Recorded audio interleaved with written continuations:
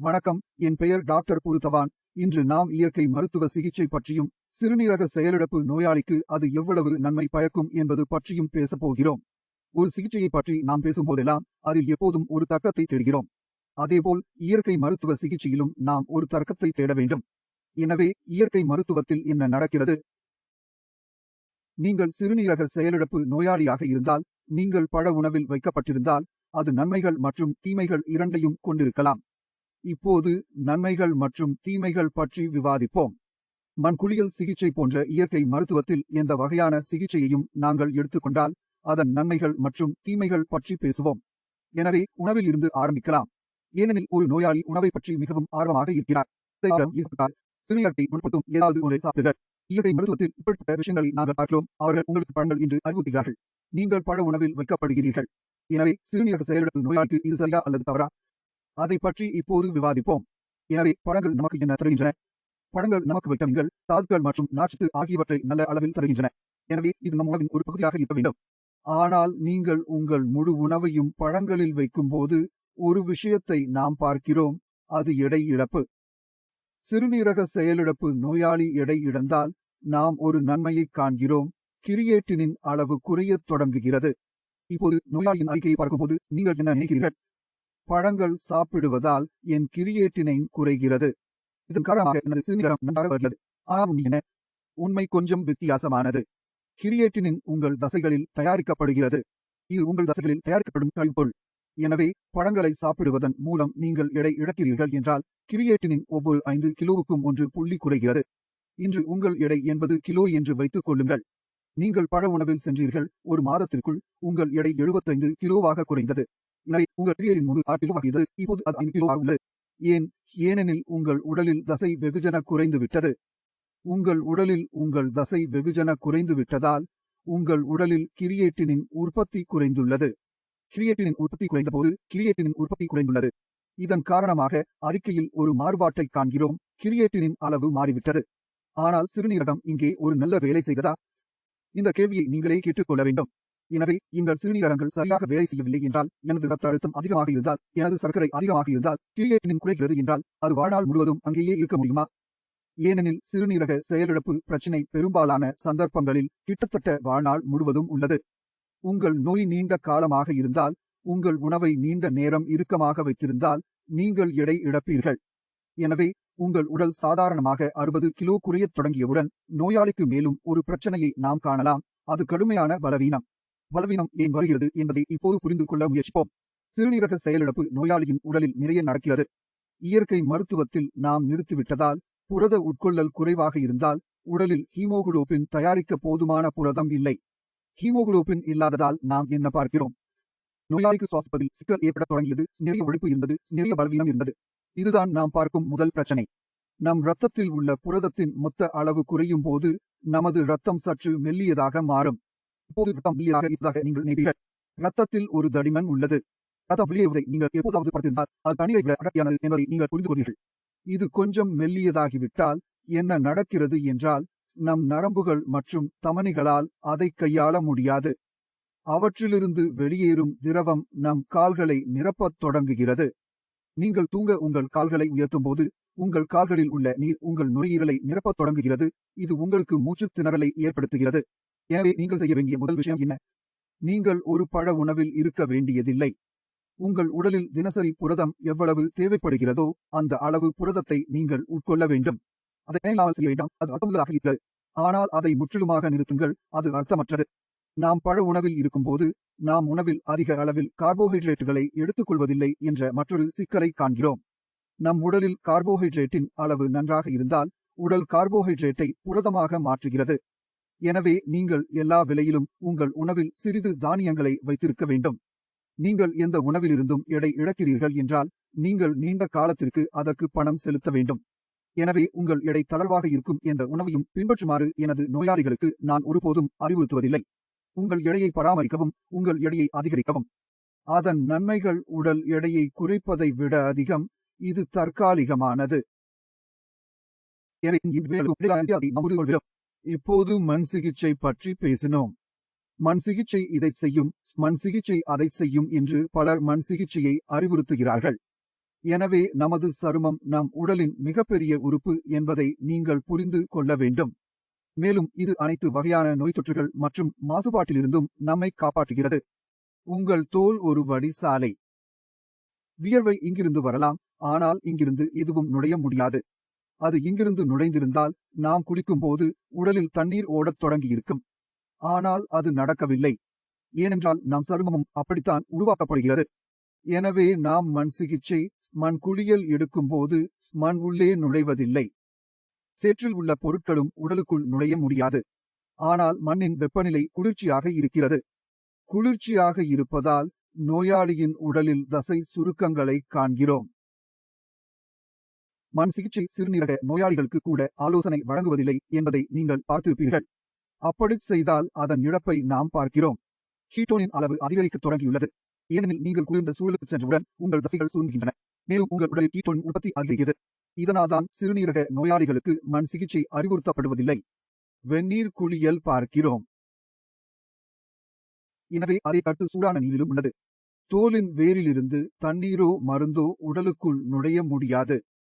நாம் வெந்நீரில் உட்காரும்போது வியர்க்கிறோம். வியர்வையாலும் ஓரளவு பயன் உண்டு. வியர்வையை வாயில் வைக்கும்போது அதன் சுவை இப்படி இருக்கும். உப்பு. நாம் வெந்நீரில் உட்காரும் போது வியர்வை காரணமாக உடலில் உள்ள உப்பு வெளியேற ஆரம்பிக்கிறது. தண்ணீரும் வரும். எனவே நாம் வெந்நீரில் வியர்க்கும்போது 2 விஷயங்களை கட்டுப்படுத்துகிறோம். முதலாவது தண்ணீர், இரண்டாவது உப்பு. மூன்றாவதாக வெளியே வருவது யூரியா. நான் 1 மில்லி வியர்வை மற்றும் 1 மில்லி சிறுநீரை எடுத்துக்கொள்கிறேன்.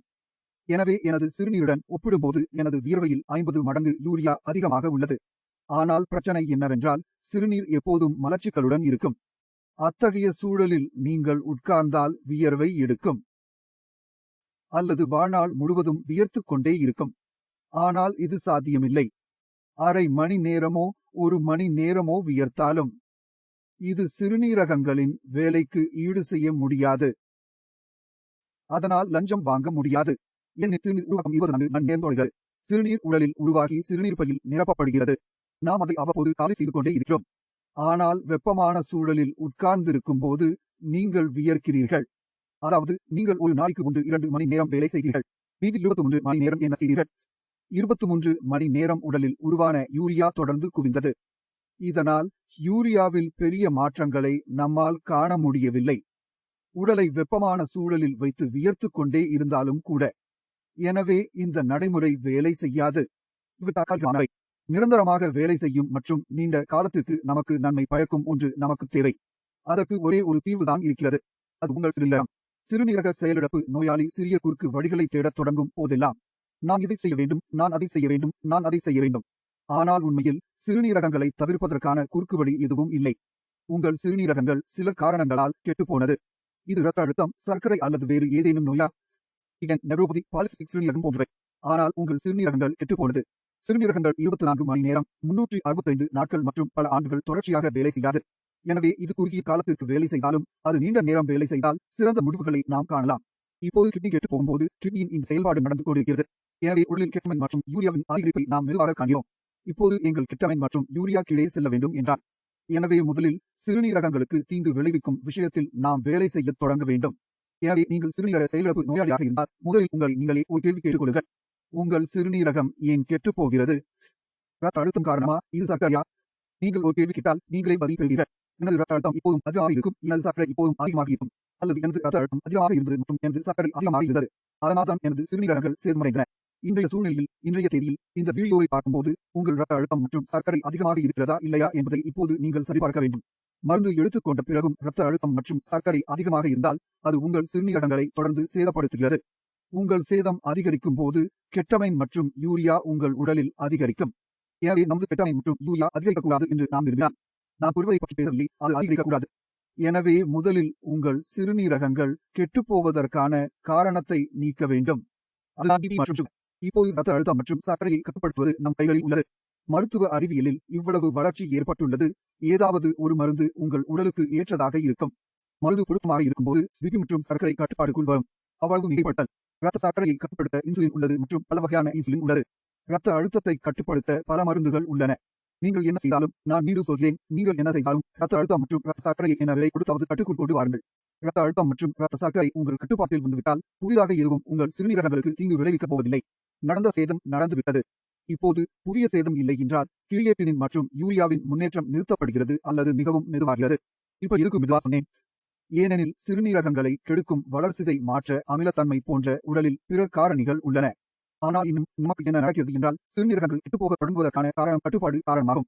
அதிகபட்ச சந்தர்ப்பங்களில் கிரியேட்டினின் மற்றும் யூரியா நிலையானதாக மாறும் முடிவுகளை நாம் காணலாம். இப்போது அதை வீழ்த்துவதே கேள்வி. இப்போது சிறுநீரகங்கள் சேதமடைந்த போது அவை பெரிய கோப்பைகள். இப்போது அவை எப்போது குறையும்? சிறுநீரகங்களில் சிறிது மீட்பு இருக்கும்போது. எனவே சிறுநீரகங்கள் என்பது பசந்த் வேலை செய்யவில்லை என்று நாம் கருதினால், சிறுநீரகங்கள் என்பது பசந்த் வேலை செய்யவில்லை என்றால் கிரியேட்டினின் நிலை உள்ளது என்பது பசந்த் சிறுநீரகங்கள் வேலை செய்யவில்லை என்றால் உங்கள் சிறுநீரகங்களை கற்பனை செய்து பாருங்கள். 80% சிறுநீரகங்கள் இருந்துவிட்டதா? 80% சிறுநீரகங்களில் ஒரு பகுதி இறந்திருக்கும்.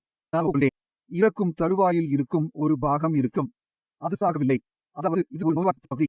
எப்படியோ உயிருள்ள பகுதி, நோய்வாய்ப்பட்ட பகுதி. நாம் அதை வேலைக்கு கொண்டு வந்தால், அதை செயல்பட வைத்தால் எனது கிரியேட்டினைன் குறையுமா? அது இருக்க முடியும்.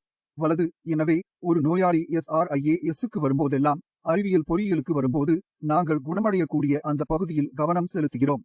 8 வயதில் சிறுநீரக செயலிழப்பு நோயாளிக்கு சிகிச்சையை தொடங்கினால் அவரது கிரியேட்டினின் நிலை 4க்கு வரும் என்று எதிர்பார்க்கிறோம். இப்போது இது ஏன் நடந்தது? ஏனெனில் சிறுநீரகம் அதன் செயல்பாடுகளை அதிகரித்தது. உயிருடன் இருந்த பகுதி இறக்கவில்லை, உடம்பு சரியில்லை, அது மீண்டும் வேலைக்கு வந்தது. மேலும் நிலை கீழே செல்வதை நாம் காண்கிறோம்.